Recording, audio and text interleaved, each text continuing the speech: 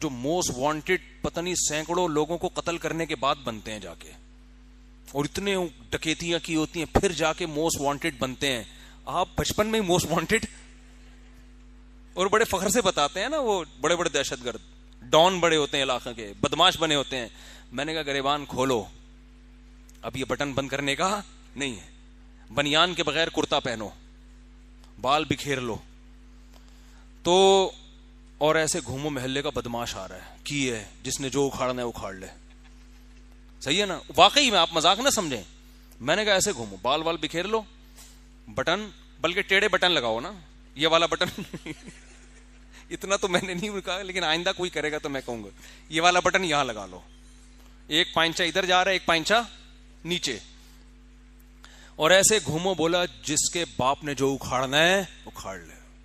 کیونکہ لوگ پتہ ہے بے غیرتی کے تانے, تجھے چھوٹے چھوٹے بچوں کی حیا نہیں آئی, تجھے اپنی ماں کا خیال نہیں آیا, تجھے اپنے قومے میں اٹھے ہوئے سالے کا خیال نہیں آیا,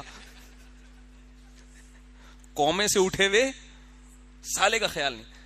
اب یہ دلائل کا جواب دے رہے تھے نا, نہیں میں ایسا نہیں ہوں ایکچولی, یہ نا دلائل سے جواب, ایکچولی اصل میں بیوہ عورتوں کا گھر بسانا بھی تو اسلام کا حکم ہے, ایکچولی وہ اچھا یہ انہوں نے جو شادی, اب وہ اتنی ڈیٹیل میں جاؤں گا, بولے گا یار آپ نے تو سارے کچے چھٹے کھول دیے میرے, تو ورنہ ان کی بڑا ایک دلچسپ قصہ ہے, پوری ڈیٹیل میں جا نہیں سکتا میں. تو خیر اب کیا ہے, میں نے کہا بھائی اب دلائل سے جواب دینا چھوڑ دو, دلائل کی دنیا میں آپ لوگوں کو چپ نہیں کرا سکتے. اب آپ نے لوگوں سے کہنا ہے ہم ہیں ہی بدماش, ہم ہیں ہی برے آدمی, ہم کام ہی الٹے کرتے ہیں. وہ سب کہیں گے نا تمہیں شرم نہیں آئی چھوٹے چھوٹے بچوں کے ہوتے ہوئے شادی کرتے ہوئے, بولے میں بے شرم ہوں, میں شرم لیس انسان ہوں. یہ شرم ورم ہوتی کیا ہے؟ بدماش اسی طرح بات کرتا ہے نا.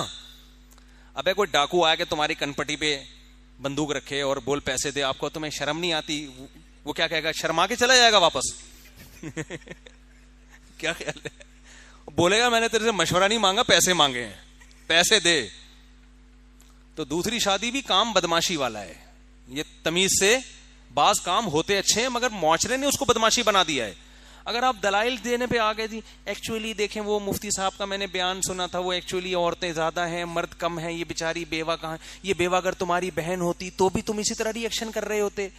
دلائل سے بات سمجھ میں اس وقت کم از کم نہیں آئے گی.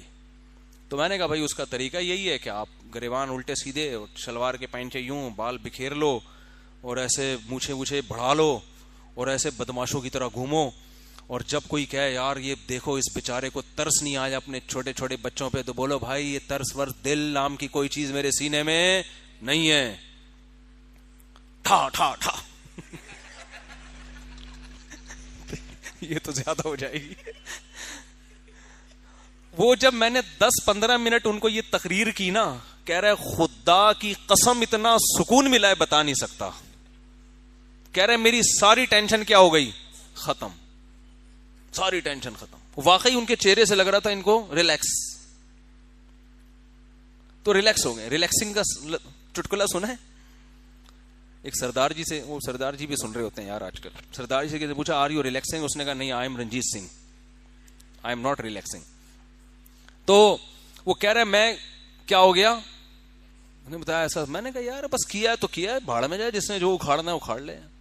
کیا مار دیں گے نا تو مار دیں, شہادت ہورے مل جائیں گے اس کے بدلے میں آخر.